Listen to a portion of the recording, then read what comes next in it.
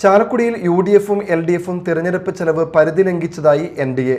ഇടത് വലതു സ്ഥാനാർത്ഥികൾ 10 മുതൽ 20 ഇരട്ടി വരെ തുക ചെലവഴിച്ചു.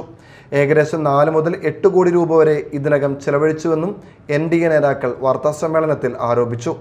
ഇലക്ഷൻ കമ്മീഷൻ സമഗ്രമായ അന്വേഷണം നടത്തി നടപടി സ്വീകരിക്കണമെന്നും NDA ആവശ്യപ്പെട്ടു. ചാലക്കുടി നിയോജക മണ്ഡലത്തിൽ തിരഞ്ഞെടുപ്പ് ചെലവ് പരിധി ലംഘിച്ച് 10 ഇരട്ടിയോളം തുക ചെലവഴിച്ച് ജനാധിപത്യത്തെ അട്ടിമറിക്കാനുള്ള ശ്രമങ്ങൾ ഇടത് വലതു മുന്നണികൾ നടത്തിയെന്ന് NDA മുന്നണി വാർത്താസമ്മേളനത്തിൽ ആരോപിച്ചു. ഇലക്ഷൻ കമ്മീഷൻ ചാലക്കുടിയിൽ നിശ്ചയിച്ചിട്ടുള്ള പരമാവധി തിരഞ്ഞെടുപ്പ് ചെലവ് ഏകദേശം 40 ലക്ഷം രൂപ മാത്രമാണ്. എന്നാൽ ഇടതു വലത് സ്ഥാനാർത്ഥികൾ 10 മുതൽ 20 ഇരട്ടി വരെ തുക ചെലവഴിച്ചു. ഏകദേശം 4 മുതൽ 8 കോടി രൂപ വരെ ഇതിനകം ചെലവഴിച്ചു.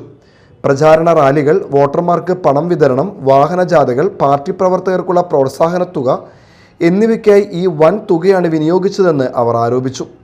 ഇതെല്ലാം തിരഞ്ഞെടുപ്പ് പ്രക്രിയയുടെ വിശ്വാസ്യതയെ ഗുരുതരമായി ചോദ്യം ചെയ്യുന്നതും ജനാധിപത്യത്തിന് നേരെയുള്ള വലിയ ആഘാതവുമാണ്.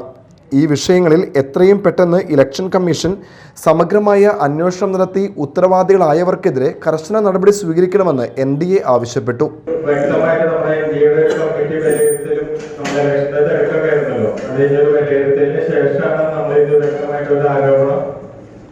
പത്രസമ്മേളനം നടത്തി ആരോപിക്കുന്നത് ഇത് നമ്മൾ വ്യക്തമായിട്ട് ഇലക്ഷൻ കമ്മീഷൻ ഇതിലൊരു നടപടി എടുക്കണമെന്നാണ് ഞങ്ങൾ പറഞ്ഞുകൊണ്ടിരിക്കുന്നത്.